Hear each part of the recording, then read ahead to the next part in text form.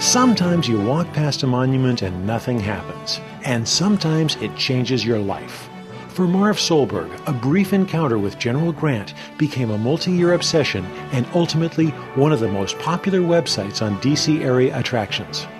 My mom was visiting, and we took a tour, and this is one of the first stops. Actually, it wasn't even a stop. The driver came to a rolling stop and just pointed out a very few little things about it, but what captured my attention was he told a little bit about the story of Henry Merwin Trady, the sculptor. Ulysses Grant, victor of the Civil War and 18th U.S. President, sits on his horse Cincinnati atop a 20-foot tall plinth, looking across the Capitol Mall and into the eyes of the Lincoln Memorial over 2 miles away.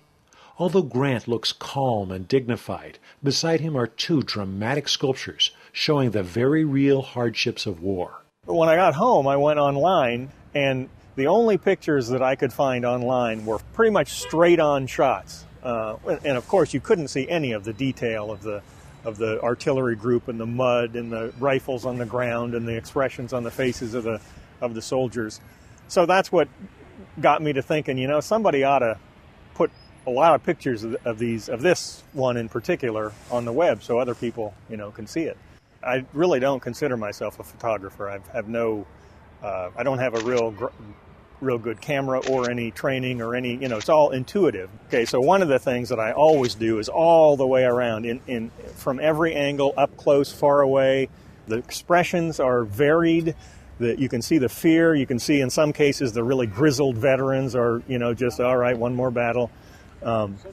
The horses are you can see the fear and the action in the horses and in their expressions on their faces, as well as the positioning of their bodies. It's just, it's detail, it's real. In the process, Solberg came to know and admire Henry Merwin Trady, the lawyer-turned-sculptor who spent the last 2 decades of his life perfecting this sculpture. He was evidently just an incredibly detail-oriented guy. The horse that was chosen as the model was one of 300 horses that he interviewed with the New York Police Department. In a bit of artistic commentary, Trady included himself in the work. On the north portion, a group of soldiers charge into battle, running over a still struggling fallen comrade. The face is Trady's, and the message is clear. Trady is being crushed by the burden of his own work. There are letters from his wife saying, "You're killing him," to the commission members. He won the commission in 1902, and the statue or the monument was dedicated in 1922, and he died just 15 days before the dedication.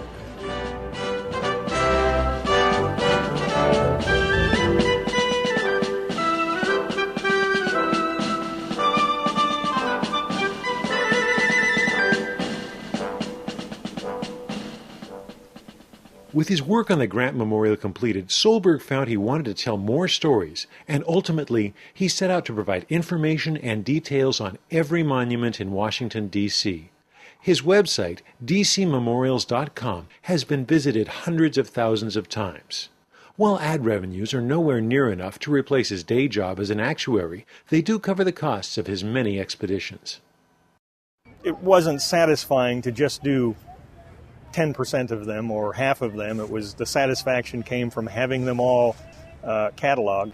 These artists, I feel, deserve something that they don't get unless people know about their work and study it and appreciate it.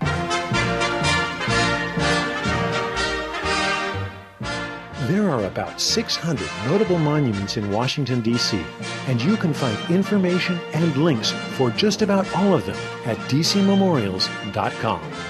For a hobby, it's nice that it pays for itself, but mostly it's just been fun. It's been a lot of fun